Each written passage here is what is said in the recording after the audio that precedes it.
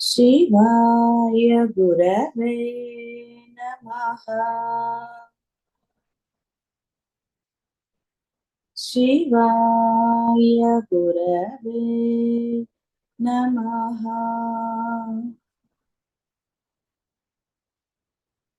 शिवाय गुरवे नमः।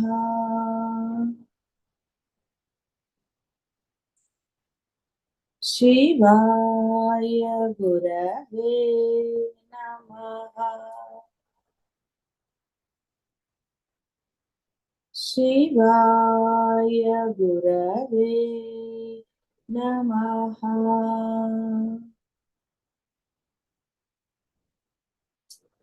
అంటే అనవసరమైన వస్తువులకు మనుషులకనండి బంధాలకి ఎంత విలువ ఇస్తున్నామో గ్రహించిన వాడు మాత్రమే అసలైన ఆనందం ఏది కలదో దాన్ని పొందగలుగుతాడు. అట్లీస్ట్ వాడు జీవ బ్రహ్మైక్యం పొందలేకపోయినా జీవించినన్నాళ్ళు ప్రశాంతంగా ఉండగలుగుతాడు. బాధ అనేది లేకుండా తన జీవితాన్ని గడపగలుగుతాడు. ఎప్పుడైతే అవసరం లేని వాటికి కూడా, అవి ఆలోచనల, వస్తువుల, మనుషుల, ఏదైనా కావచ్చు, అన్ని బాహ్యమైనవే, అన్ని నశించేవే. ఏది కూడా దానివల్ల మీకు వచ్చే కీర్తి ప్రతిష్టలు కూడా క్షణికములే. మీరు అనుకున్నా సరే ఉద్యోగంలో వచ్చే ప్రమోషన్లు అనండి, కాన్ఫరెన్స్లు అనండి, అన్ని ఎన్నో రకాలు ఉద్యోగాలు చేసేవాళ్ళు రకరకాలుగా మీ పేరు పేపర్లో పడచ్చు. ఎన్నో మీరు ఏవేవో రాసుకోవచ్చు, కవితలు, కథలు ఎన్నో. కానీ నిజంగా అవన్నీ శాశ్వతములా? అవి అశాశ్వతంలో తెలిసిన తర్వాత ఎవరు ప్రయత్నం చేయరు. అంటే అద్వైతం తెలిసిన తర్వాత, ఏది మాత్రమే కలదో తెలిసిన తర్వాత నశించే దాని పట్ల సహజ వైరాగ్యం కలగనప్పుడు వాడు సాధకుడుగా కూడా అన్నబడడు. బాగా గుర్తుపెట్టుకోండి. పరమసత్యం తెలిసింది, దాన్ని పొందాలి అని ప్రయత్నం మొదలైంది.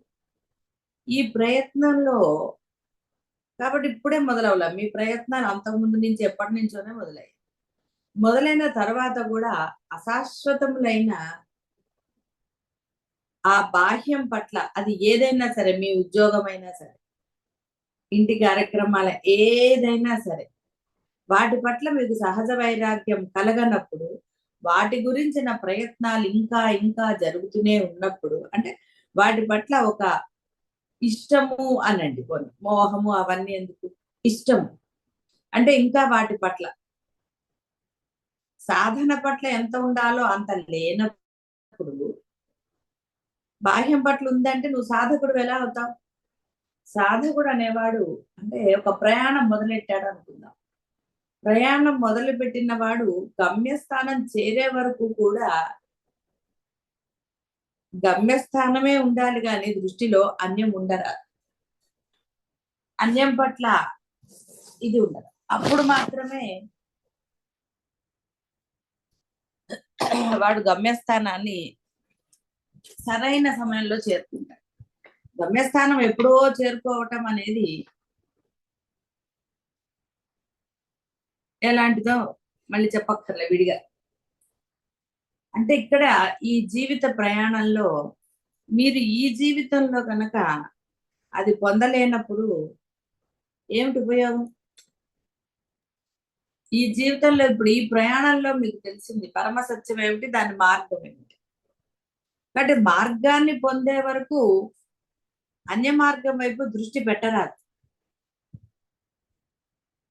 ఆ దృష్టి పెట్టడం వలన ఈ మార్గం యొక్క ప్రయాణం దూరం పెరిగిపోయి, అయితే ఇక్కడ దూరం పెరిగినంత మాత్రమున మేము చేరుకోలేమా అంటే, ఇక్కడ నువ్వు గమనించనిది తెలిసినా కూడా ఇగ్నోర్ చేసేది నీ జీవిత ప్రయాణం ఎంతకాలం. ఆ సమయ నిర్దేశంలో బాహ్య ప్రపంచంలో కూడా ఎంతో మందికి ఇది అనుభవం ఉంటుంది. చాలా మంది చూసి వినే ఉంటారు. ఎక్కడికో ప్రయాణం ప్రారంభిస్తారు. చివరి వరకు వారి యొక్క డెస్టినేషన్ చేరకముందే వారి ప్రాణాలు పోవచ్చు. వేరే ఏదో కలిగి వెనక్కి తిరిగి రావచ్చు. ఇలా ఎన్నో జరగచ్చు. ఇలాంటివన్నీ మీరు విని చూసి ఇవన్నీ ఉన్నాయి. మరి బాహ్య ప్రపంచంలోనే ఇలా జరిగితే మహాద్భుతమైన పరమ శ్రేయస్సును కలగజేసేది ఈ యొక్క అద్వైత మార్గం. ఈ ప్రయాణము ఎట్టి పరిస్థితుల్లో కూడా దీని పట్ల నిర్లక్ష్యం వహించకూడదు. ఇది ఒకసారి మీరు చేజార్చుకుంటే మరలా మీరు ఎప్పటికి పొందుతారో అనేది చాలా సందేహం. అది అసలు మీరు చెప్పను లేరు, ఊహించను లేరు, ఏదైనా జరగచ్చు.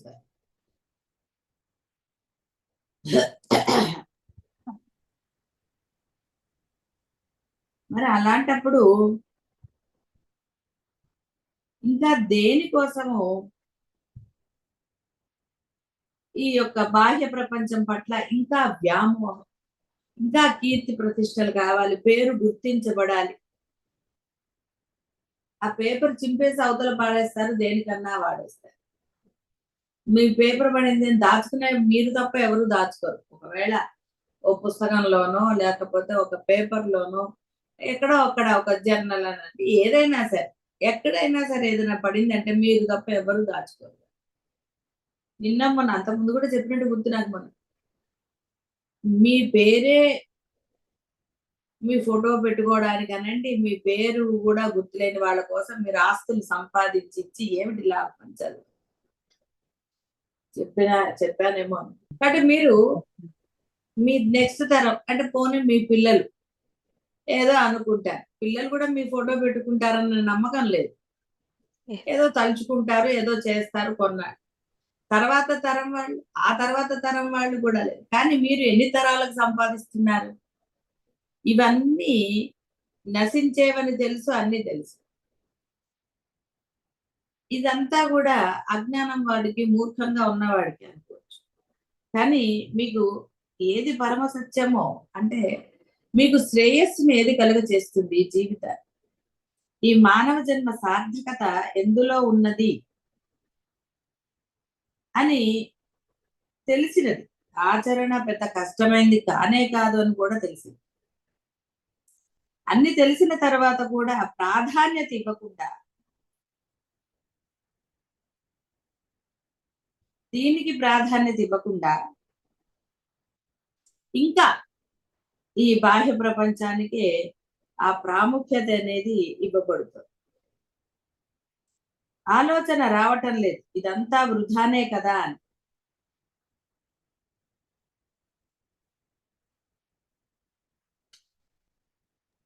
ఈ విధంగా ఈ యొక్క జీవితాన్ని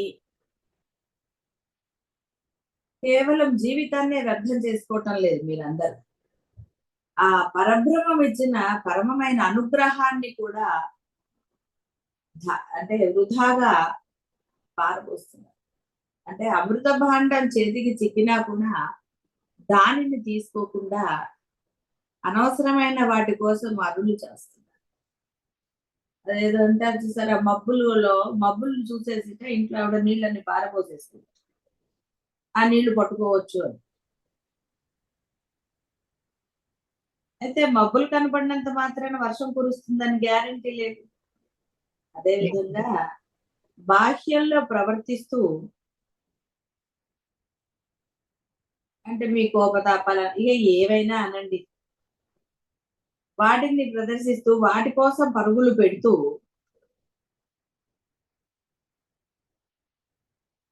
ఈ యొక్క జన్మ సార్థకతను పొందవచ్చు అనుకుంటే దానికన్నా మూర్ఖత్వం ఇంకోటి. బోధనలో ఇది చాలా సార్లు కూడా చెప్పబడింది. శ్రేయస్సు పొందాలి అంటే ఆ శ్రేయస్సును పొందే వరకు నువ్వు బాహ్యాన్ని ఎంత మేరకు గృహస్థాశ్రమంలో ఉన్నావో అంతవరకే చేయాలి తప్ప, అంటే నీ ధర్మంగా ఏదుందో అదే చేయాలి.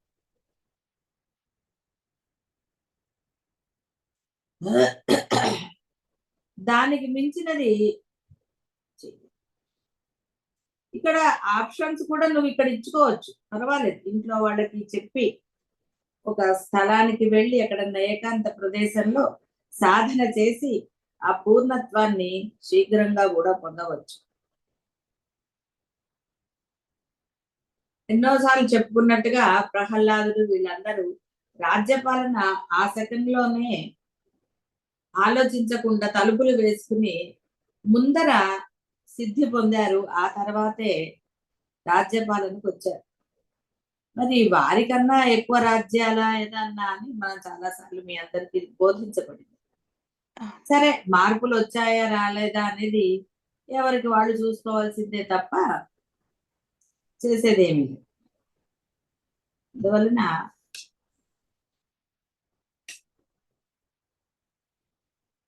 విలువ దేనికి ఇస్తున్నారు?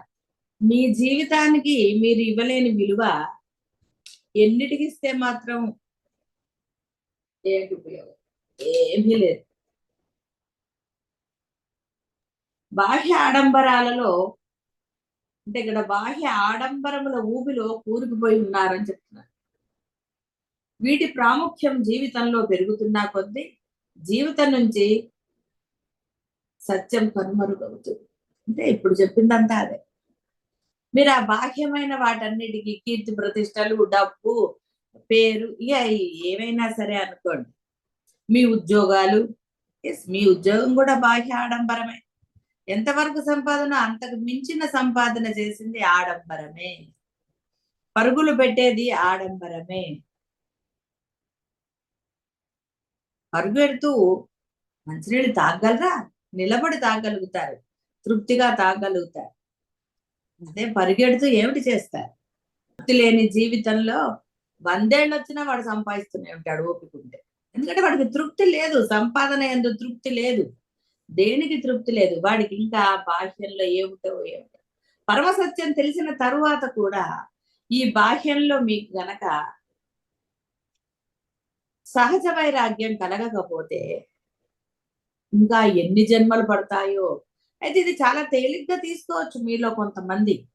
అలా చెప్తూనే ఉంటారు గురువులు, నా సాధన ఆపలేదు, ఇప్పుడే ఓపిక ఉంది కాబట్టి ఇంకా నాకు ఓపిక ఉంటుంది అని మూర్ఖంగా కూడా వారికి వారు చెప్పుకోవచ్చు, పక్క వాళ్ళతో కూడా చెప్పుకోవచ్చు. ఎందుకంటే గురువులను నిరసించే వాళ్ళు చాలా మంది ఉంటూ ఉంటారు. అద్వైత బోధని చాలా తేలిగ్గా తీసి పారేసే వాళ్ళు కూడా చాలా మంది ఉంటారు. సరే, వాళ్ళ మాటలు విన్నవాడు వాళ్ళ దారిలోనే ప్రయాణిస్తాడు. శ్రేయస్సును కోరుకునేవాడు గురువుల మాట వింటాడు, శ్రేయస్సును ఈ జన్మలోనే సమయాన్ని వృధా చేయకుండా పొందుతాడు. బుద్ధనుసారిణి కర్మానుసారిణి అన్నట్టు. అది బుద్ధి ఎలా చెప్తే అలా వింటాడు వాడు. ఇంత పరమ శ్రేయస్సుని వృధా చేసుకునేవాడిని ఏమంటారు?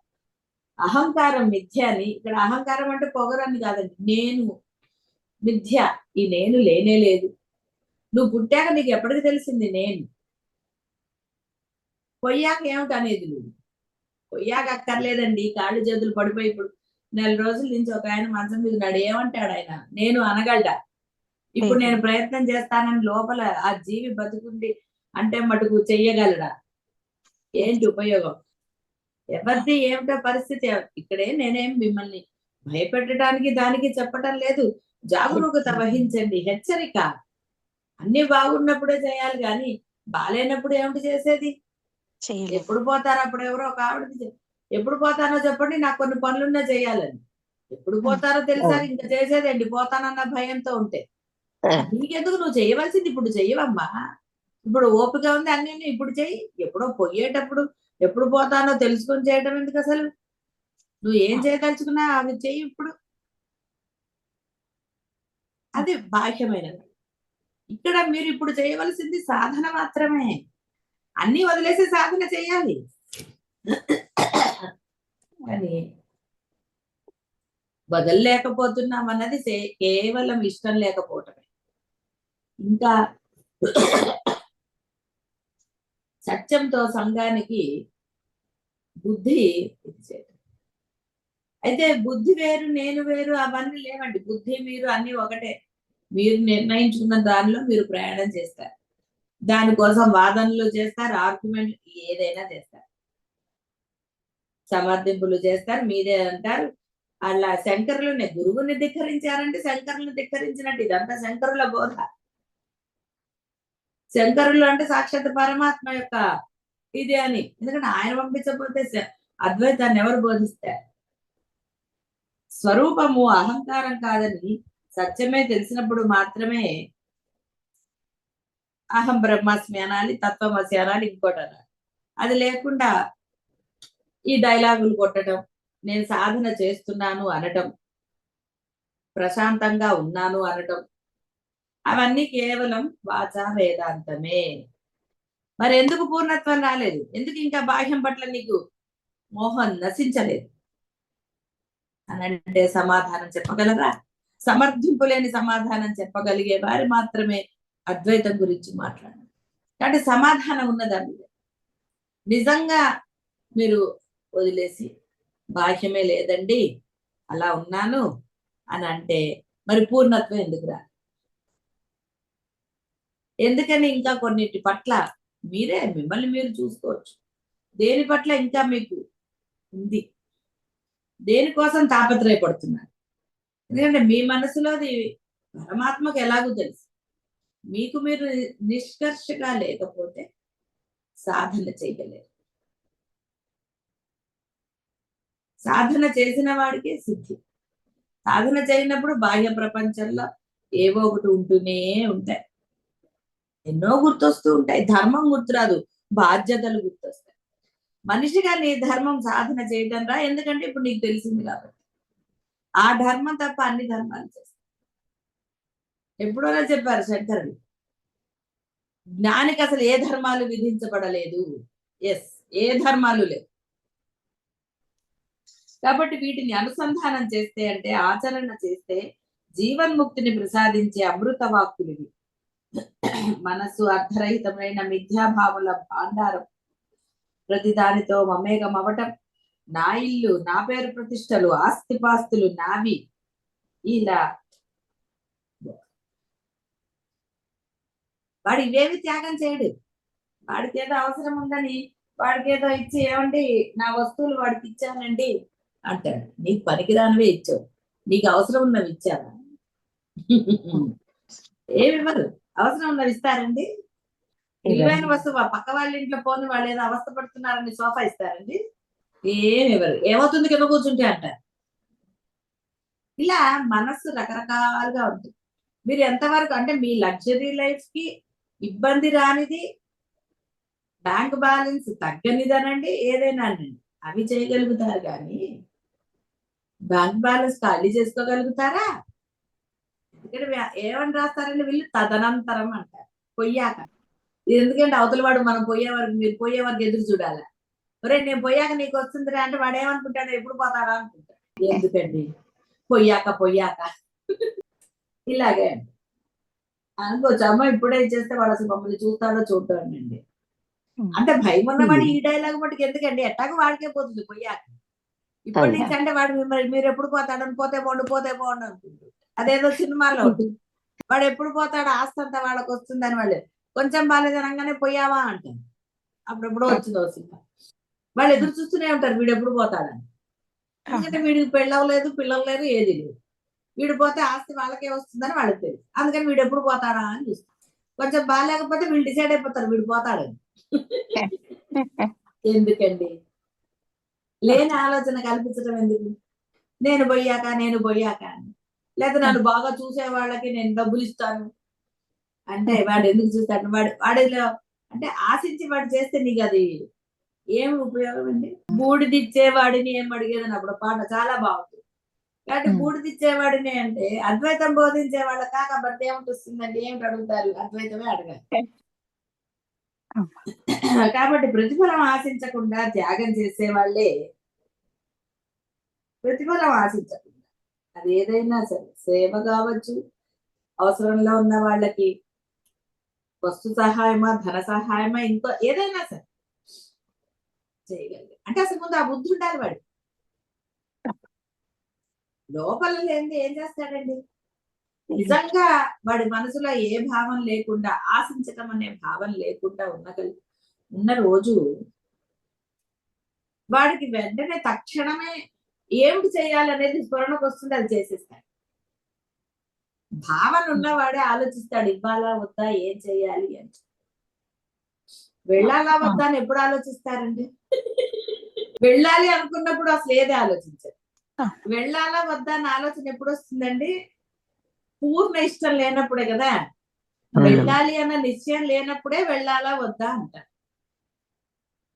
ఇది అంటే కాబట్టి అహంకారం ఎక్కువ ఉందనుకోండి, ఆలోచనలు ఉంటాయి.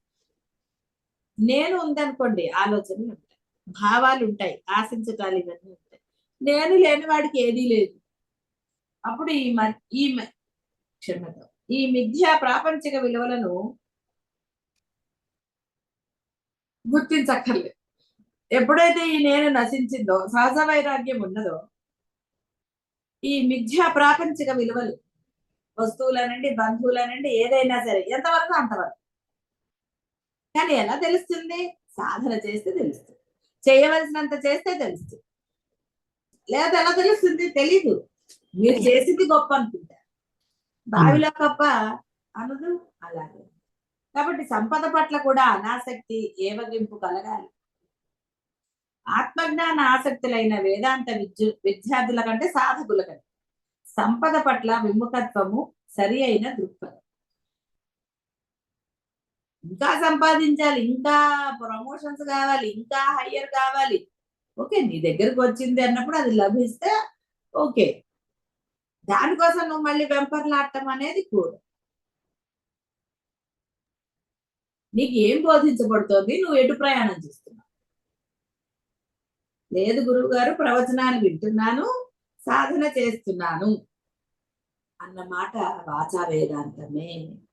స్థిరత్వం పొందనంత వరకు మీరు చెప్పేవన్నీ వాచా వేదాంతములే, ఏమి సందేహం లేదు. దీక్షలు తీసుకోనంత వరకు, బాహ్య ప్రపంచాన్ని వదలనంత వరకు, ఎంత మేరకు అత్యవసరమైన ఉన్నదో అంతవరకు మీరు బాహ్య ప్రపంచాన్ని ఆచరించాలి. అంతవరకు మాత్రమే. ఎంతది ముఖ్య అవసరమో, అత్యవసరమో ఆ ధర్మాన్ని ఆచరిస్తూ మిగతా బాహ్య ప్రపంచాన్ని ఎవడైతే వదిలేస్తాడో వాడే సాధన, వాడే ముక్తిని పొందగలడు. అలా కాకుండా ఏదో కాసేపు నిత్య నామస్మరణ జరుగుతోందండి మనసులో అంటూ 24 గంటల్లో 20 గంటలు బాహ్య ప్రపంచంలో ఉండేవాడు ఏమిటండి పొందుతాడు? ఏమి పొందలేడు. సాధన చేస్తున్నాడు, ఏం లాభం? శ్రద్ధాపూర్వకంగా లేదా సాధన? బాహ్య ప్రపంచముతో మిళితమై ఉన్నది. దీక్ష ఎక్కడుంది? అటక మీద ఉంది. కాబట్టి సంపద వైపు చూడటం, సంపదను ఆరాధించటం పతనమే.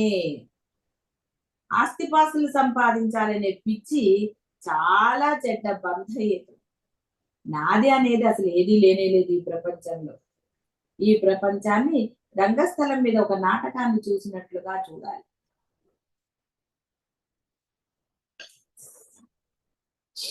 కట్టే వస్త్రము దేహాన్ని ప్రకృతి శక్తుల నుండి కాపాడడానికి, పౌర సమాజంలో సంచరించడానికి ఉద్దేశించినదే కానీ ఫ్యాషన్ కోసం కాదు. ఈ విషయాన్ని గుర్తించాలి, సాధకుడు గుర్తించాలి. దానికోసం పరుగులు పెట్టి, దానికోసం మనం నానా అవస్థలు పడి వస్త్రధారణ ద్వారా జనులను ఆకర్షించాలి అనుకోవటం పరమమైన అజ్ఞానం. వస్త్రధారణ గురించి మొన్నే చాలా చెప్పేశాను. కాబట్టి ఇక్కడ వస్త్రధారణ ద్వారా జనులను ఆకర్షించాలి అని అనుకోవటము పరమ మూర్ఖత్వం అని చెప్పారు. ఏం డౌట్ లేదు. వయసుకు తగ్గట్టుగా ఉండటం నేర్చుకో. ఏంటా వేషం? దేనికి అసలు? దానివల్ల ఏంటి? సాధన చెయ్యండి రా అంటే ఇంకా వీటి మీద వ్యామోహం, ఇటు లాక్కుని అటు లాక్కుని. ఏమిటి? దీపావళికి మనం వెలిగించే దీపాలు మృత్యువు నుంచి అమృత తత్వానికి, అసత్యం నుండి సత్యంలోకి, అజ్ఞానం అనే చీకటిలోంచి జ్ఞానం అనే వెలుగులోకి తీసుకువెళ్లే జ్ఞానానికి ప్రతీకలు. సరే, కరెంటు దీపాలు వచ్చేసాయి, రకరకాలైన దీపాలు. ఫ్యాషన్ కోసం పెట్టుకునేది ఎక్కువైపోయింది.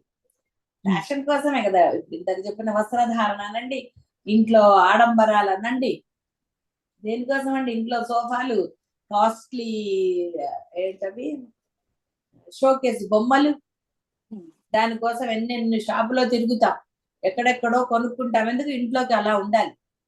ఇంట్లో షోకేస్ బొమ్మలు ఇవి లేకపోతే అంటే స్టేటస్ సింబల్. మన ఇంటికి ఇంకోళ్ళు వచ్చారు అంటే అంటే డబ్బున్నవాడు మన ఇంటికి వచ్చినప్పుడు మన ఇంట్లో అన్ని డబ్బున్నవి కనపడాలి. ఎందుకంటే నా ఫ్రెండ్స్ అందరికి డబ్బు ఉందండి, వాళ్ళ ఇళ్లల్లా ఉన్నాయి, కాబట్టి నా ఇంట్లో ఉండాలి. అందుకోసం ఎన్నన్నా సమయం చేస్తాను. కానీ వాళ్ళ గురువు లేడురా, నీకు గురువు ఉన్నాడు, నీకు గురువు చెప్పిన బోధ ఏమిటి? అది మటుకు బెడజవని పెడతాను చూడండి. బాహ్య ప్రవాడు వచ్చేది ఎప్పుడో ఒకసారో 2 సార్లు, కానీ లగ్జరీగా ఉండాలి. స్టేటస్ తగ్గట్టుగా ఇంట్లో అన్ని వస్తువులు స్టేటస్ సింబల్. సో నువ్వు స్టేటస్ సింబలే అయ్యావు. నీ స్టేటస్ సింబల్ తో అద్వైత గురువులకి ఏమి గొడవలు.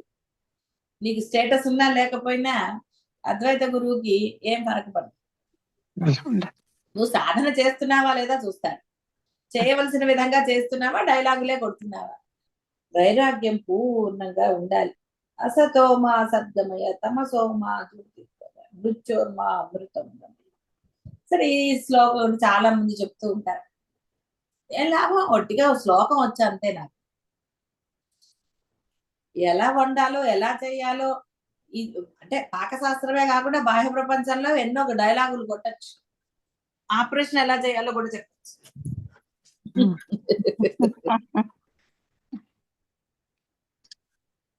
కాబట్టి ధనలక్ష్మిని పూజించటం, అవి చేయడం, అవన్నీ చేశారు. ఇంతకుముందు చెయ్యలేదు, అది అప్పుడు చేసింది దోషం అంటారు.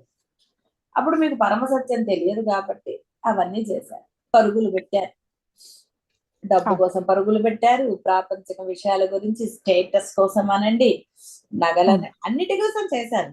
అదేం దోషం అంటలేదు. ఓకే, మరి అప్పుడు అంత సమయాన్ని వృధా చేసుకున్నావు కదా, మరి ఇప్పుడు నీకు పరమసత్యం తెలిసిన తర్వాత మరి ఎందుకు సమయాన్ని ఇప్పుడు నువ్వు సద్వినియోగం చేసుకోవటం లేదు అన్నదానికి మీ దగ్గర సమాధానం ఉన్నదా? ఇంకా బాహ్యంలోనే ఉన్నారే, ఇంకా సంపాదన పట్ల ఇంకా వ్యామోహమే. ఇక్కడ కేవలం ఏదో నేను మగవాళ్ళు ఉద్యోగం చేసే వాళ్ళనే అంటలేదు. మీరు అడుగుతుంటే వాళ్ళు అంటే అబ్బే మేమేం అడగట్లేదండి, వాళ్ళు సంపాదిస్తున్నారండి అని అంటారు. మీరు ఏదైనా రకరకాలు. ఇక్కడ మగవాళ్ళ ఆడవాళ్ళ అన్నది కాదు. నీకు పరమసత్యం తెలియబడిందా లేదా? నువ్వు స్త్రీ అయితే ఏంటి, పురుషుడు అయితే ఏంటి? ఇక్కడేమి స్త్రీకి తొందరగా వస్తుంది లేదా పురుషుడికి తొందరగా వస్తుందా అంటే భేదాలు ఏం లేదు. అందరూ సమానమే, అందరూ జీవులే. ఎవరికైనా వారి యొక్క సాధనను బట్టి వారికి లభించి తీరుతుంది. నువ్వు సాధకుడు అయితే నీకు లభిస్తుంది. నువ్వు సాధకుడు కాదండి, నేను జస్ట్ కేవలం ప్రయాణికింది అనుకున్న వాడికి ఏమిటి లభిస్తుంది? ఏమీ లభించదు, క్వశ్చనే లేదు. కాబట్టి అందరూ కూడా సహజ వైరాగ్యాన్ని ఆచరణలో పెట్టుకోండి. అయితే సహజ వైరాగ్యం అనేది కేవల మీ యొక్క దీక్షతో కూడిన సాధన వల్ల లభించి తీరుతుంది, కష్టపడకుండా. దైనందిన జీవితంలో కొంత ప్రయత్నపూర్వకంగా, వాడికి ఎవడికో కోసం అని నువ్వు స్టేటస్ సింబల్ మెయింటైన్ చేయాల్సిన ఆవశ్యకత లేదు. What ever it is. ఇక్కడ ముఖ్యంగా మీరందరూ గమనించవలసినది అది, మీకు పరమసత్యం బోధించబడినది, శ్రేయస్సు ఏమిటో మీకు అర్థమైంది, మానవ జన్మ సార్థకత ఏమిటో తెలిసింది. తెలిసిన తర్వాత ఆ దిశగా మీ ప్రయాణం ఉండాలి తప్ప అన్య దిశగా సాగకూడదు. కానీ అది మీ యొక్క స్వయం కృతం. మీ యొక్క మార్గాన్ని ఎంచుకోవటం అనేది మీ స్వయం కృతం. కాబట్టి కృత నిశ్చయం చేసుకున్న వాడికి తప్పక లభించి తీరుతుంది. అలాంటి కృత నిశ్చయంతో